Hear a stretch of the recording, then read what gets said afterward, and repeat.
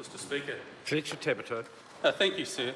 I don't think anyone in this House will dispute the evils of smoking and the effect that it has on the lives of people and the families around. Order. It is an insidious problem that affects all of New Zealand society and, in fact, around the world. As I said, it is hard on our families, and I have personally been affected by that. And that's what makes the contributions from the rest of the House seem so callous and empty and disingenuous. A tax, especially this tax at this rate, will debatedly prevent people taking up smoking at a tiny, tiny, tiny rate.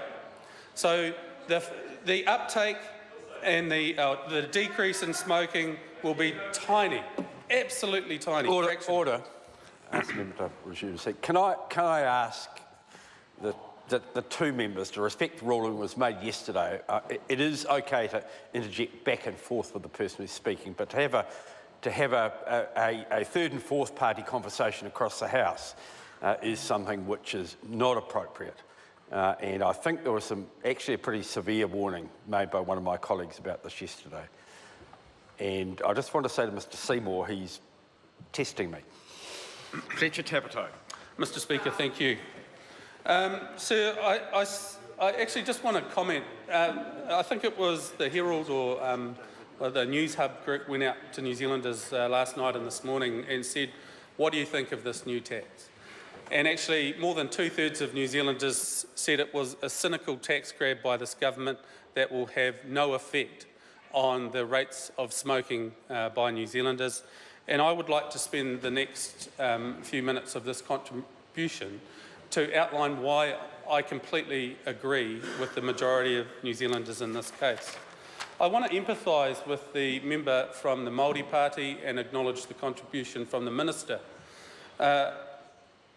In fact, the Māori Party member couldn't speak much to this bill because I think in her heart of hearts she knew that it wouldn't achieve what she hoped it would. So she actually spent the majority of her contribution saying what else we could do and what else we should be doing. And so I have a huge empathy for her because I agree. But this tax, this excise tax on smokers will not work. The Minister talked about 12 people a day lost to us each day, and I agree that that is terribly wrong. But what is this government doing about it is the actual question. Well, they're not spending $1 more on cessation programs. There is not $1 more specifically assigned in this budget to help people to stop.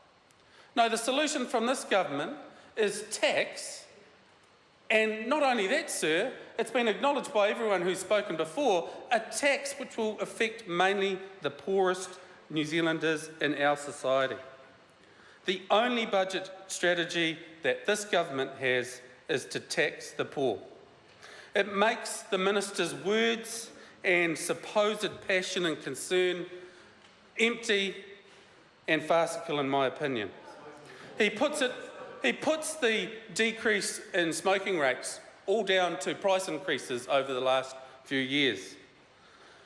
I call that stance, misleading. I suggest that many would say it was naive. There were huge mass media campaigns, cessation programs, fully funded quit line programs, for example. The Minister's price increases are not only not the most effective tool, I put it to this House that actually the efficacy of these excise taxes have passed their use-by date and will achieve nothing, sir.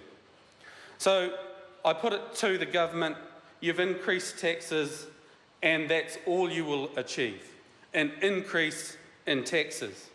Those who are addicted to smoking will continue to smoke and continue to feed their addiction, sir, at the cost of the other essentials or the essentials of life. Let's face reality.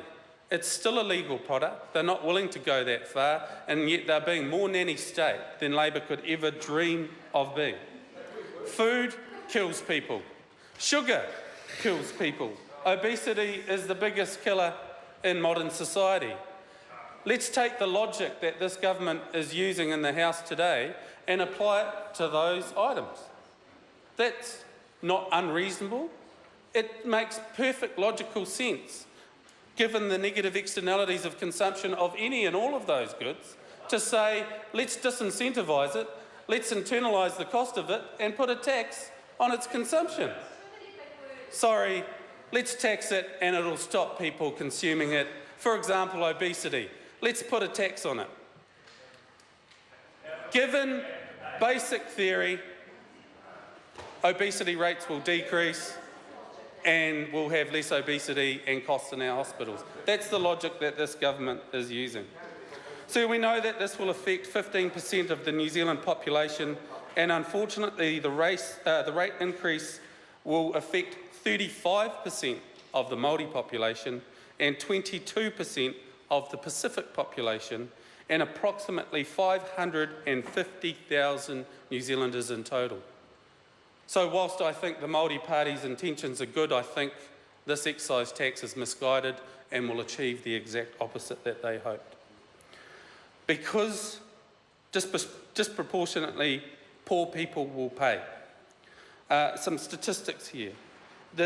Because of the prevalent difference in smoking prevalence, people from the bottom third in household income spend nearly 20 times more on cigarettes as a proportion of their income than those from the top third. As many commentators noted yesterday, this was one of the more contentious parts of the budget contribution, and they came out and they blatantly said this will take food from the tables of children, because those who are addicted will not stop because of a tax hike. They will simply compromise what little money they have and what they can do for their families. And we say that this legislation will make it harder for the poorest, for Māori, for Pacifica, and for New Zealand children, sir, and that is unacceptable. Let's just rephrase what the government's been saying. They're saying a cigarette tax will get people to stop smoking, and it will increase public revenue. Minister Lotoinga said tobacco tax was the most powerful tool to bring down rates of smoking. I would actually suggest and agree with him mainly, but not now. In the past, we saw the statistics and we saw that, yes, price did have the increase that we hoped it would. But what we're seeing now, sir, from economists around the world is recent price hikes are not actually having the impact that we assume that they will have on the consumption of cigarettes. They suggest that the majority of people who would give up smoking because of price have actually already done so. Still, the government persists in using ill-considered increases to the level of taxes, generating even more revenue from the poor. So let's also put this in perspective, because it will be revenue from the poor. Those who earn over 100,000 New Zealand dollars, it's suggested only 1 in 10 of those smokers. Those who earn under $35,000, well, the number rises incredibly to 1 in 3. Continuing to raise taxes on poor smokers who are unwilling or unable to quit will be ineffective and unjust. And this nanny state must be reminded that it is still a legal product, and this tax will have no effect, or the desired effect that you're seeking to implement will not come about because of this tax rate. Thank you, Mr. Speaker.